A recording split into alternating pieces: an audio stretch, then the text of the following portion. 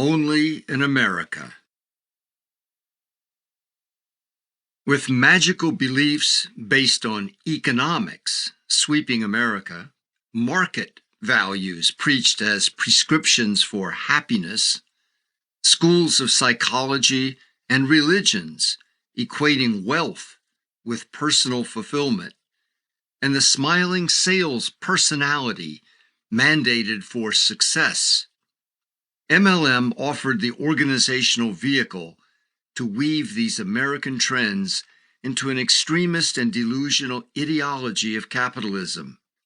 The totalistic belief system developed its own language, mimicking financial and sales jargon, commercially oriented values based on sales and pop psychology, and a worldview of extreme and rapacious individualism resembling that of an amoral corporation. As more MLMs were formed, precisely duplicating existing ones, they coalesced into a large-scale commercial cult movement, the first in the world. The fairy tale stories of Carl Renborg as father of MLM and the vitamin industry, of Amway as a phenomenal startup, of legality for endless chain recruiting, and of Amway's billionaire founders as champions of small business, these became fables and tenets of the new creed.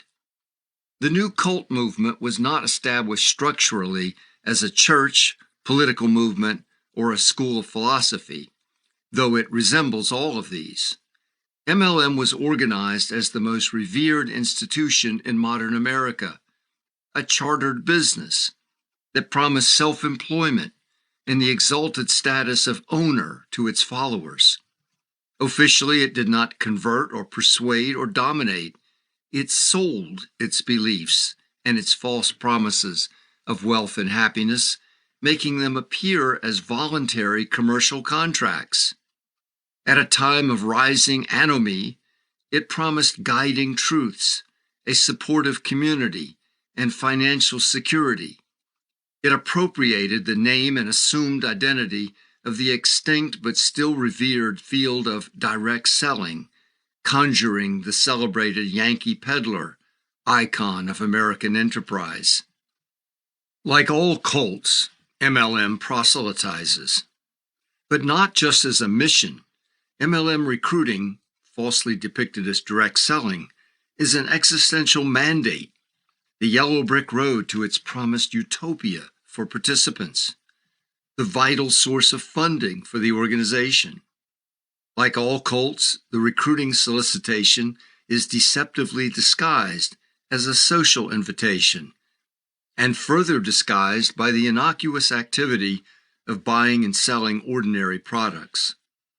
Success and profit are gained from the purchase investments of friends and family, facilitating the viral spread of the solicitation to the dinner table, into places of work and worship.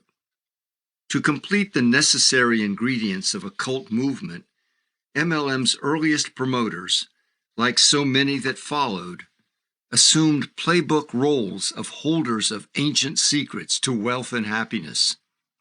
MLM did not rely on a single cult leader. It precisely scripted the role for thousands of actors to play the part of prophet and guru in the multitudes of tentacles of new, quote, companies and the, quote, lines of sponsorship. All would trace back to Neutralite and its MLM architects, Mittinger and Castleberry, with Amway generating the greatest number of cloned descendants. Some religions and some political movements claimed similar powers and raised similar levels of hope and loyalty as MLM. Only MLM offered a precise and proprietary plan that was measurable in real dollars in the here and now.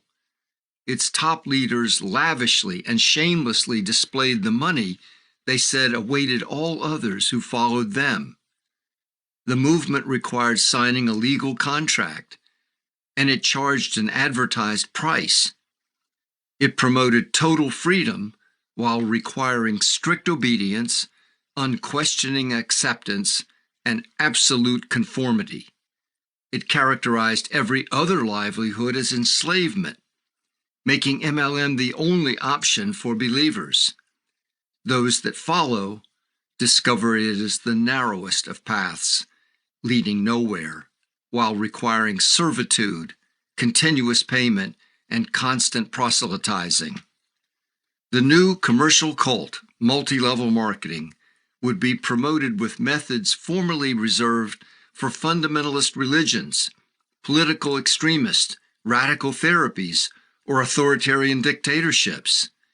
These propaganda and persuasion methods subvert critical thought, separate believers from all others, and inflame dreams while instilling fear and dread.